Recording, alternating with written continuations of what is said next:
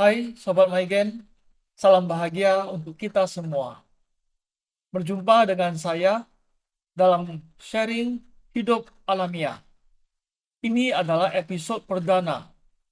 Dalam sharing hidup alamiah ini, kita akan membahas hal-hal dalam kehidupan kita yang berkaitan dengan hidup alamiah. Yang dimaksud dengan hidup alamiah adalah hidup sesuai dengan hati nurani. Karena hati nurani adalah milik kita yang paling alami, maka sebenarnya hidup yang sesuai dengan hati nurani adalah hidup kita yang paling alamiah. Selamat mengikuti, semoga bermanfaat.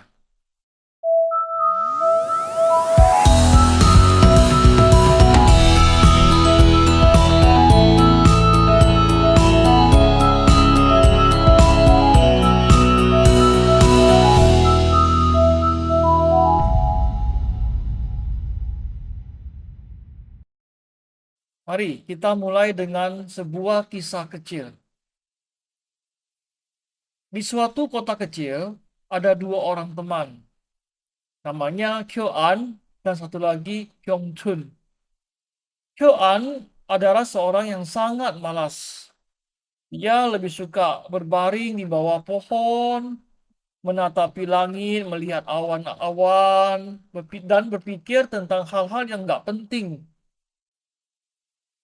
Di sisi lain, Kyung-chun adalah contoh seorang yang bekerja keras dan rajin sekali. Ia selalu terlihat sibuk dengan pekerjaannya, mencari nafkah, juga melakukan tugas-tugas rumah tangga tanpa keluhan, dan dia juga suka sekali membantu orang lain. Suatu hari, Hyo-an dan Hyung-chun duduk di taman setelah makan siang. Mereka mulai berbicara tentang kehidupan masing-masing. Hyo-an menghela nafas puas sambil berkata, "Kamu tahu, Hyung-chun, aku pikir hidup sih hanya soal santai dan menikmati aja. Ngapain sih repot-repot bekerja terlalu keras? Aku puas kok dengan hidupku yang nyaman." Hyung-chun memandang Hyo-an dengan serius. "Tapi Hyo-an, aku percaya bahwa kita juga punya tanggung jawab untuk menghidupi keluarga, juga memberikan kontribusi pada masyarakat. Bisa berbuat demikian juga mendatangkan kedamaian hati." Hyo-an tertawa. "Ah, kau ini selalu terlalu serius aja. Kenikmatan hidup itu sederhana. Kamu tidak perlu terlalu banyak repot." Hyung-chun hanya tersenyum dan berkata, "Namun ada kepuasan yang berbeda ketika kita melakukan hal yang bermanfaat dan bertanggung jawab atas hidup kita." Mereka berdua pun berdebat dengan penuh semangat tentang pandangan masing-masing. Diskusi ini berlangsung cukup lama tanpa ada hasil yang jelas. Tiba-tiba seekor burung kakak tua yang hinggap di ranting dekat mereka berkata, "Maafkan saya kalau ikut campur, tapi saya juga punya pandangan yang berbeda. Manusia sih sebenarnya bisa menemukan keseimbangan antara kenyamanan dan tanggung jawab. Menghabiskan waktu untuk bersantai oke aja, tapi memiliki peran dalam keluarga dan masyarakat juga membawa kebahagiaan yang mendalam." Mendengar itu, kedua teman tadi terdiam dan merenung.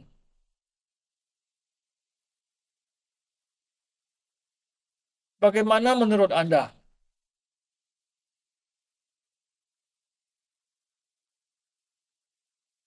Banyak orang yang memperdebatkan apakah uang bisa membawa kebahagiaan atau tidak, dan bagaimana sikap kita dalam menjalani hidup ini. Kita harus berjuang habis-habisan atau merasa puas dengan apa yang sudah kita miliki? Mari kita membahasnya. Sobat Maigen, sebenarnya kita mencari uang adalah untuk memenuhi kebutuhan hidup atau untuk mencari kebahagiaan. Mengapa mereka yang memiliki segalanya seringkali masih belum menemukan kebahagiaan? Uang adalah alat untuk memenuhi kebutuhan hidup. Dengan uang kita bisa membeli makanan, pakaian, membeli tempat tinggal atau rumah, dan juga membeli alat untuk transportasi, apakah itu motor maupun mobil. Pada saat sakit kita juga butuh uang. Lalu anak bersekolah juga perlu uang. Sudah capek bekerja, mau rekreasi, membuang stres, juga perlu uang. Bukankah semua itu adalah kebutuhan utama bagi kita sebagai manusia modern? Jadi, sebenarnya inilah tujuan utama kita mencari uang, adalah demi badan jasmani kita bisa bertahan hidup. Nah, bila bertahan hidup sudah tidak menjadi masalah, kita tetap butuh uang minimal untuk mencegah penderitaan yang bisa saja terjadi. Misalnya, kalau kita kurang makan atau makanannya tidak bergizi, nanti badan menjadi lemah, ujungnya bisa sakit dan menderita. Maka kita perlu mengkonsumsi bahan makanan yang lebih baik, lebih higienis dan bergizi. Pakaian yang tidak memadai juga mungkin mengakibatkan penderitaan karena tidak mampu melindungi badan ini. Maka perlu pakaian yang cukup memadai untuk melindungi tubuh kita dari kedinginan maupun kepanasan, dan juga untuk memenuhi tata krama sosial. Seperti kalau pergi ke pesta dengan pakaian yang bagaimana, kalau pergi ke kantor dengan pakaian yang bagaimana. Selain itu, kita juga membutuhkan rumah yang nyaman, bukan? Supaya istirahat kita bisa optimal. Kita perlu pasang AC, apalagi seperti belakangan ini cuaca begitu panas. Maka kita butuh pendingin ruangan supaya kita bisa istirahat dengan lebih optimal. Dan juga di rumah seringkali kita juga menyediakan atau membeli TV sebagai sarana hiburan kita di rumah supaya tidak mumet juga. Demikian pula dengan alat transportasi, motor atau mobil yang kita gunakan untuk mencari nafkah terutama. Kadang kita membutuhkan yang lebih baik karena tuntutan pekerjaan atau pergaulan demi pekerjaan kita. Semua yang disebutkan di atas adalah sebuah kewajaran yang membuat kita perlu mencari tambahan penghasilan. Dan memang demikianlah hidup di zaman sekarang ini. Di zaman modern ini banyak hal sudah tidak lagi sesederhana zaman dahulu. Namun yang menjadi permasalahan adalah saat kita sudah ingin menjadikan semua kebutuhan jasmani itu sebagai sumber kebahagiaan. Nah, saat itulah muncul berbagai masalah. Misalnya, kita mau makan makanan yang mewah atau makanan yang eksotik. Lalu sebelum dimakan, difoto dulu dan ditunjukkan di medsos kita. atau menggunakan pakaian yang bermerek, yang mewah, hanya semata-mata demi mendapatkan pengakuan dari orang-orang di sekelilingnya. Tinggal di rumah yang mewah sebesar gedung olahraga, padahal yang tinggal hanya 2 orang, juga demi mendapatkan pengakuan. Menggunakan mobil yang mewah, supaya teman-temannya matanya merah gitu. Demikian juga pada saat pergi tamasya. Bukan tujuan tamasyanya yang didapat, yaitu untuk menghilangkan stres, untuk healing, tapi malah sibuk untuk pamer, foto sana, foto sini, untuk ditunjukkan kepada orang-orang. Apalagi zaman media sosial sekarang ini ya, semua orang kayaknya ingin aja memamerkan apa yang dia miliki. Apalagi kalau bukan demi mendapatkan pengakuan. Dan kebanyakan merasa berbahagia di sana. Diakui rasanya sungguh berbahagia, seperti melayang-layang di awan. Ya, akibatnya seumur hidup dia berusaha habis-habisan untuk itu. Kepuasan akan pengakuan seperti itu sih nggak akan ada habis-habisnya. Karena tidak ada orang yang mau kalah. Sebentar saja sudah ada yang melampaui. Kalau kita mau berlomba sampai kapan?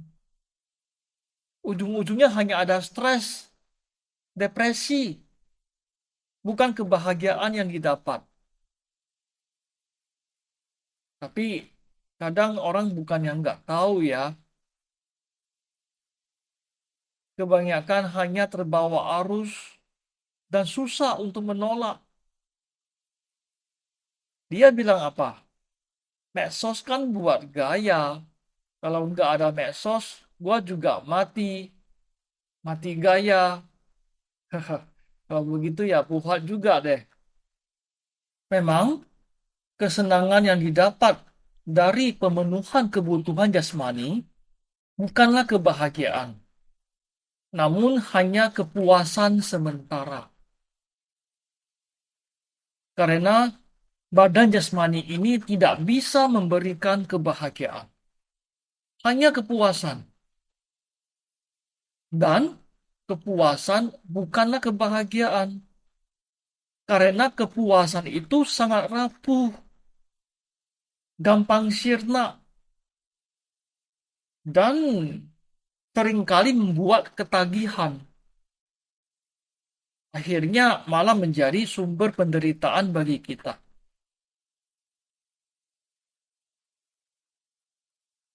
Saya pernah kenal seorang yang benar-benar obsesif mencari kebahagiaan. Dia kayak sedang bermain permainan pertualangan, tapi tujuannya bukan menyelamatkan putri raja, melainkan menyelamatkan diri dari stres. Jadi gini, ceritanya dia ikut seminar tentang cara menemukan kebahagiaan sejati. Nah, setelah itu dia balik ke rumah dengan wajah yang sangat ceria. Saya ketemu dia, saya bertanya, "Eh, kamu kayaknya menemukan kebahagiaan sejati ya?" Lalu dia bilang, "Iya, ternyata semua jawabannya ada di dalam diri kita sendiri," katanya. Aku langsung bengong. Loh, terus kenapa kamu harus ikut seminar dan bayar mahal-mahal lagi? Bukankah sudah kamu tahu sendiri jawabannya? Tapi dia malah menjawab, "Iya sih, ya aku juga baru tahu setelah ikut seminar itu." Saya hanya menggeleng-geleng kepala. "Oh, jadi kamu sekarang sudah bahagia?" Karena tahu kamu bisa bahagia dengan menjadi bahagia. Halo, bingung nggak? Dan ceritanya nggak berhenti di situ. Dia mulai mencoba semua hal yang dia pikir bisa bikin dia bahagia. Olahraga, sudah. Hobi yang baru, sudah. Baca buku self-help, sudah pasti itu. Dia bahkan pernah mencoba meditasi, tapi ujung-ujungnya yang keluar dari mulutnya hanya dia bilang apa? Saat ini saya sedang dalam kondisi yang tenang dan juga lapar. Yang lucunya lagi, dia pernah mencoba bahagia dengan mengurangi stres.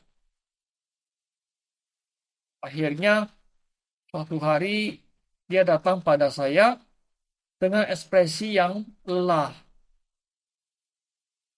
Aku mencoba segalanya, tapi rasanya nggak bisa benar-benar bahagia.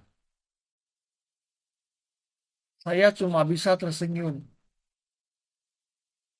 Mungkin kamu terlalu sibuk mencari kebahagiaan. Sampai-sampai kamu melewatkannya.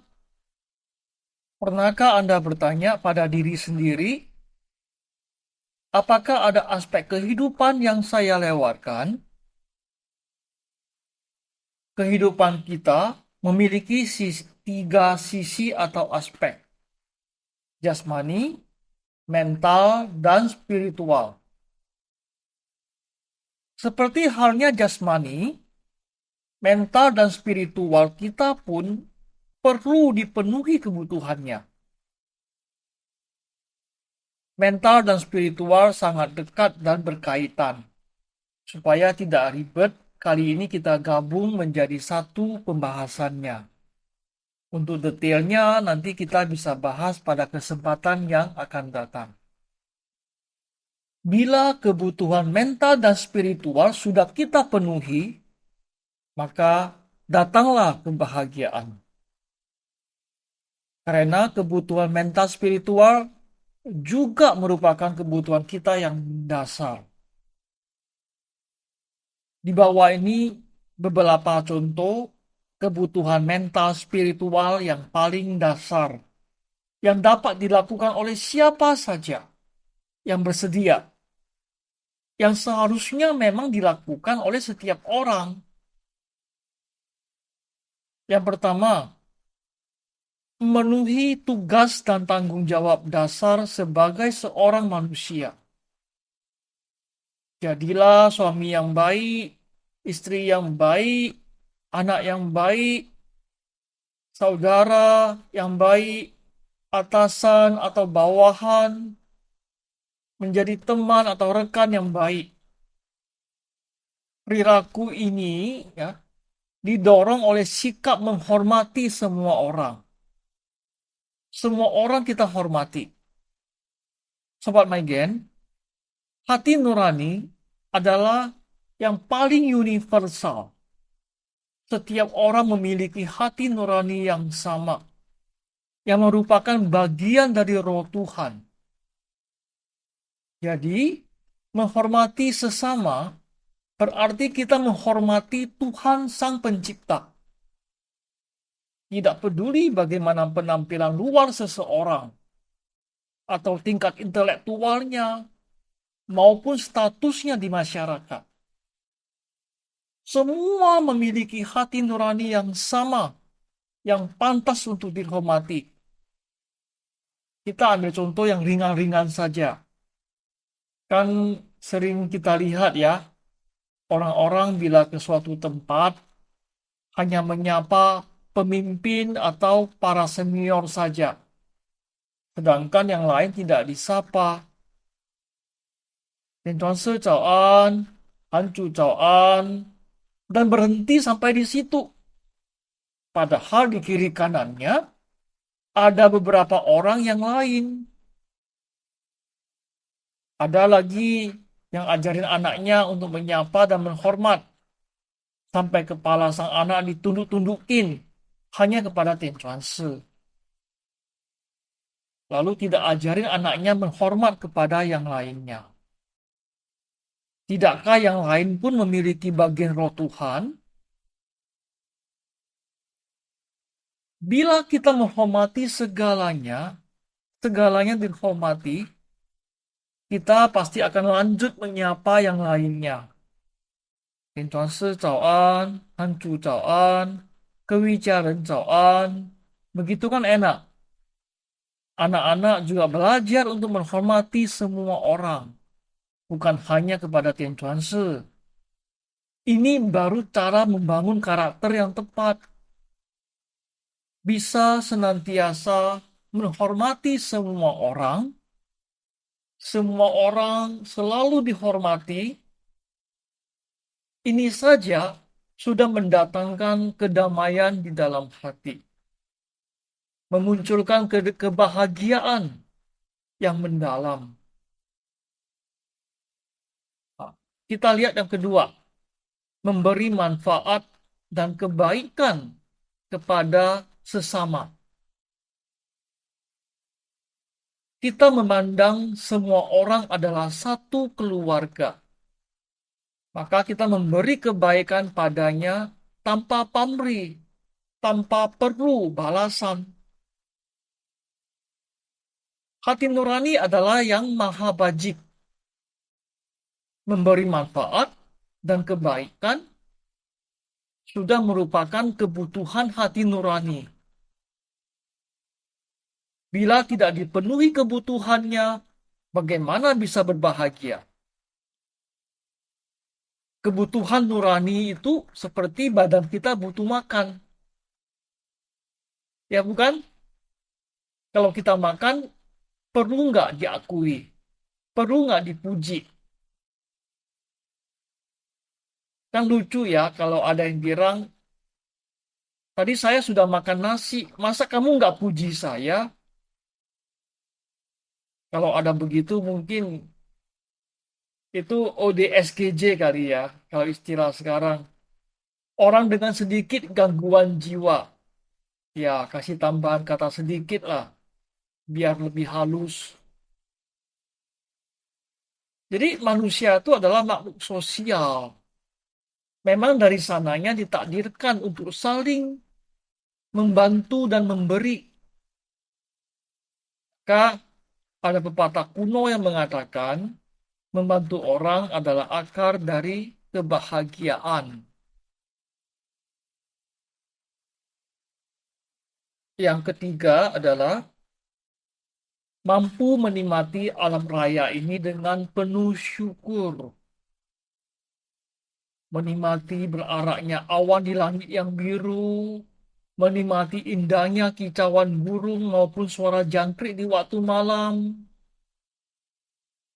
menikmati secangkir kopi pahit, merasakan harumnya sepiring nasi putih, atau menikmati aneka rasa manis alami dari buah dan sayur.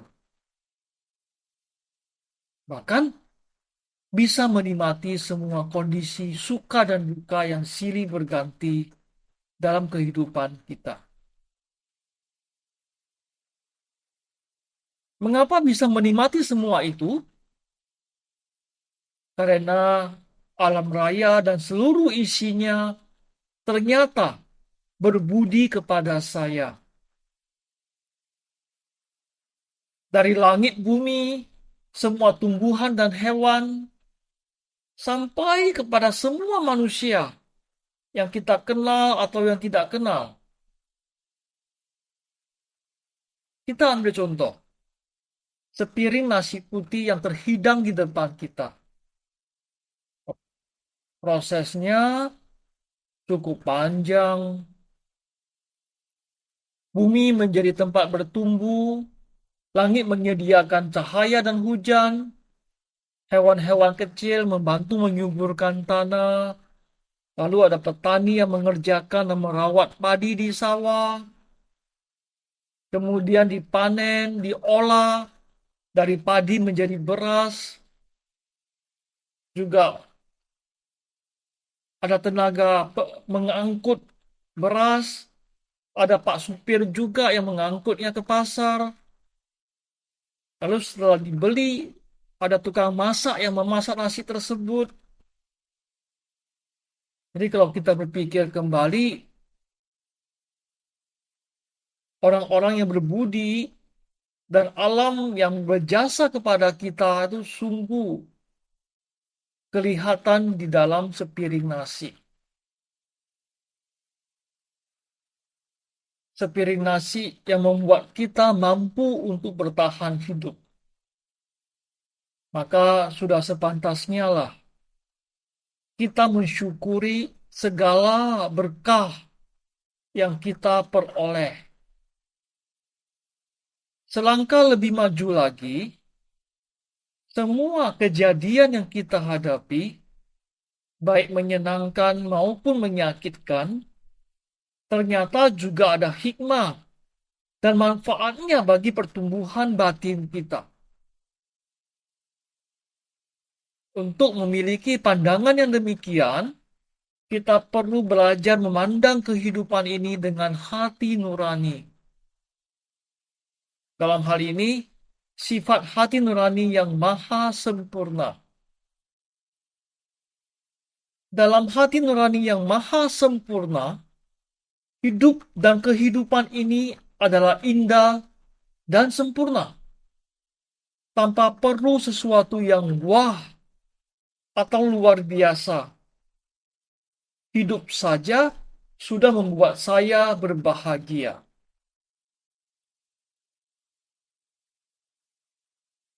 Ketiga poin di atas adalah beberapa cara hidup berbahagia yang alamiah. Karena hati nurani memang kita miliki secara alami. Dan sebenarnya sih bahagia itu adalah sifat kita yang alamiah. Baik kamu kaya maupun miskin, cantik jelek, pintar bodoh, hina maupun mulia, diakui orang sedunia maupun cuma diakui emak di rumah, rakyat jelata maupun pejabat tinggi, tidak akan dapat mempengaruhi kebahagiaanmu.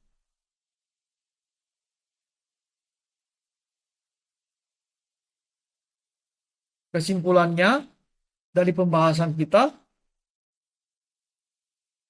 yang pertama, uang dan kebahagiaan tidak ada hubungan langsung. Uang untuk memenuhi kebutuhan hidup badan jasmani, sedangkan kebahagiaan diperoleh saat kebutuhan mental spiritual terpenuhi. Tidak peduli punya uang atau tidak. Yang kedua, mencari uang banyak perlu untuk memenuhi kebutuhan hidup manusia modern yang makin kompleks. Namun, jangan berharap mendapat bahagia di sana. Untuk bahagia, carilah aspek lain dari kehidupan, yaitu aspek mental spiritual. Berikutnya, uang bisa saja dipakai untuk memenuhi kebutuhan mental spiritual, sehingga bisa mendatangkan kebahagiaan. Tapi, dengan catatan, harus disumbangkan dan lupakan, bukan diterima. Jadi, sudah jelas ya, kepuasan atau kebutuhan jasmani terpenuhi dan kebahagiaan adalah dua hal yang berbeda. Tergantung Anda mau yang mana. Anda juga bisa mengatur mau sampai sebatas apa kebutuhan hidup bisa dipenuhi dan mau seberapa besar kebahagiaan bisa dirasakan. Apa yang Anda dapatkan tergantung pada apa yang Anda inginkan. Nah, sebagai penutup, ada sebuah kisah kecil lagi. Di sebuah kota kecil yang indah terletak di negeri entah di mana. Hiduplah seorang pria yang sangat kaya. Namun, yang membuatnya istimewa adalah sifatnya yang sangat ramah dan baik hati. Pria itu tak pernah melupakan akarnya yang sederhana, dan dia selalu mencari cara untuk membantu orang lain. Dia tidak pernah membedakan suku, ras, maupun agama. Baginya semua adalah sama, karena mereka sama di mata Tuhan. Pria itu dibesarkan di lingkungan yang sederhana, dan meskipun sekarang dia memiliki kekayaan yang berlimpah, dia tetap rendah hati. Dia memiliki sebuah perusahaan sukses dan berbagai properti di seluruh dunia. Tetapi kebahagiaannya tidak datang dari uang dan kekayaannya. Setiap pagi, pria itu berjalan-jalan di taman kota dan berbicara dengan orang-orang dari berbagai lapisan masyarakat. Dia tidak hanya mengenal mereka sebagai tetangga, tapi juga sebagai teman. Dia sering memberikan bantuan kepada yang membutuhkan, membiayai pendidikan anak-anak miskin, dan menyediakan makanan untuk para tunawisma. Setiap tahun dia memberikan beasiswa kepada banyak mahasiswa berbakat yang berasal dari keluarga kurang mampu. Dia ingin memberikan peluang yang sama pada orang lain untuk meraih impian mereka, seperti dia dulu. Pria itu menjadi seseorang yang sangat dihormati dan dicintai di lingkungannya. Ia adalah teladan bagi banyak orang, bukan hanya dalam hal kesuksesannya, tapi juga dalam hal kebaikan hati dan empatinya. Dia tahu bahwa kebahagiaan sejati tidak datang dari memiliki banyak harta, tapi dari memberikan kepada orang lain dan membuat dunia menjadi tempat yang lebih baik. Hari itu, saat matahari terbenam di kota kecil itu, sang pria duduk di balkon rumahnya, merenungkan hidupnya yang bermakna. Dia tahu bahwa kekayaan sejati terletak dalam kemampuannya untuk membuat perbedaan dalam kehidupan orang lain. Dan itulah yang membuatnya merasa benar-benar kaya dan bahagia. Apakah orang itu adalah Anda? Terima kasih.